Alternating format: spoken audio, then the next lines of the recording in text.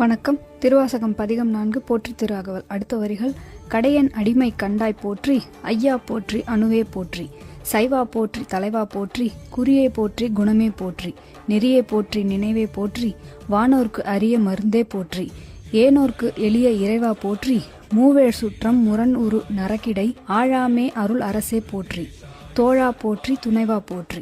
விளக்கம். கடையன் அடிமை கண்டாய் என்று தன்னை போன்ற தகுதியற்றவரையும் இறைவன் ஏற்றுக்கொண்டதை எண்ணி மாணிக்கவாசகர் வியக்கிறார். சிவன் அணுவை விட நுண்மையானவராகவும் எல்லா நற்குணங்களின் வடிவமாகவும் வாழ்வின் குறிக்கோளாகவும் சரியான நெறியாகவும் போற்றப்படுகிறார்.